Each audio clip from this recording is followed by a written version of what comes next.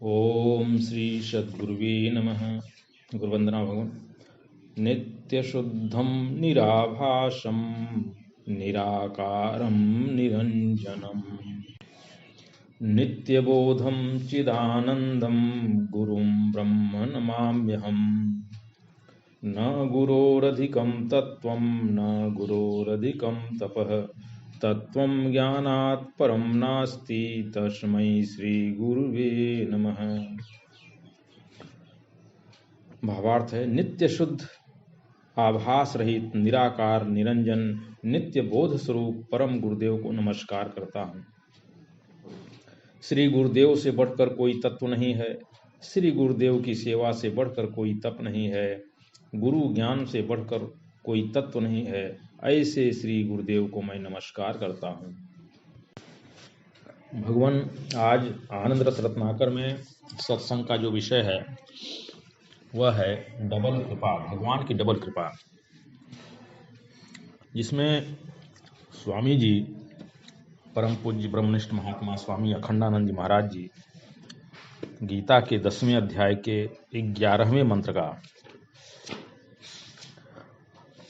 इसमें उदाहरण ले रहे हैं, और जो कि बहुत ही बढ़िया मंत्र है भगवान। और इसमें कहा गया है,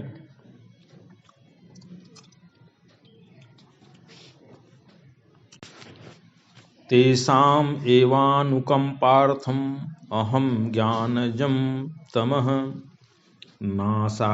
नाशयात्मात्मभावस्थो ज्ञानदीपेन भास्वता। कहते हैं कि भक्तों पर कृपा करने के लिए उनके अंतःकरण में स्थित हुआ मैं प्रभा वाले ज्ञान रूप दीपक से अज्ञान से उत्पन्न तम को नष्ट कर देता हूँ।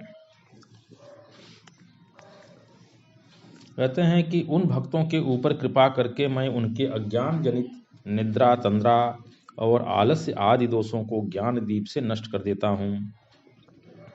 रजोगुण तो उपासना से नष्ट हो जाता है, किंतु निद्रा तंद्रा आदि तमोगुण की निवृत्ति अखंड ध्यान से होती है। जो व्यक्ति भोग मोक्ष और सिद्धि तीनों की कामना को त्याग कर भजन करता है, उसी का भजन प्रीतिपूर्वक माना जाता है। ऐसा प्रीतिपूर्वक भजन होने पर ही भगवान बुद्धि योग देते हैं। गीता में ज्ञान की प्रधानता है, इसलिए यहाँ भक्ति को ज्ञान का साधन माना है। और भगवान प्रतिज्ञा करते हैं कि मेरा भक्त अज्ञानी नहीं रहता, मैं उसे ज्ञान करा ही देता हूँ।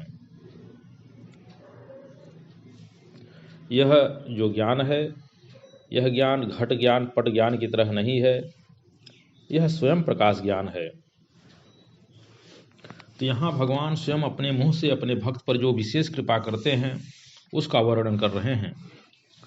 तो शिष्टाचार तो ऐसा है कि अगर किसी का कोई उपकार करे तो अपने मुंह से न बतावे कि हमने तुम्हारे ऊपर यह कृपा की है, परंतु यह एक बात ऐसी है कि भगवान जो कृपा जीव पर कर रहे हैं और भक्त पर जो प्रेम कर रहे हैं, वह संसारी जीवों की समझ में, भक्तों की समझ में जल्दी नहीं आती है।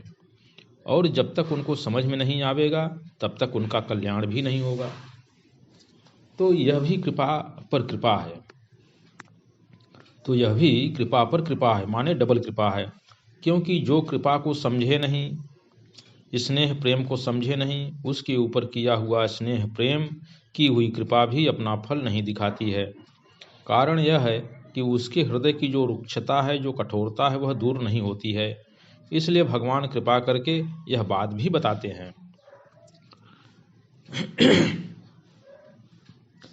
क्या बताते हैं कि भगवान देखते हैं कि ये जो हमारे भक्त हैं, ये तो हमारे लिए ही नाचते हैं, गाते हैं, बजाते हैं, हमारे अंदर अपना मन लगाते हैं, अपनी बुद्धि लगाते हैं और मेरी बात करते हैं, मुझ में लगे रहते हैं।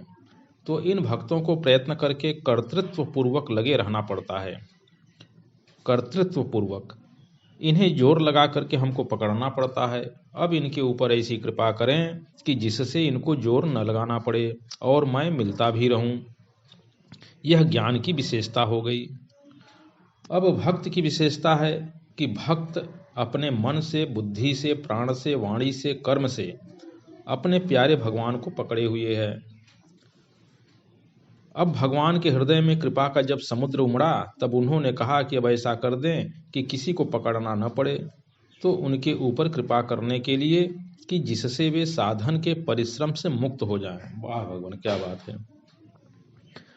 भगवान उन भक्तों के ऊपर, अपने भक्तों के ऊपर कृपा करने के लिए कि जिससे वे साधन के परिश्रम से मुक्त हो जाएं, ऐसी उनके ऊपर कृपा की।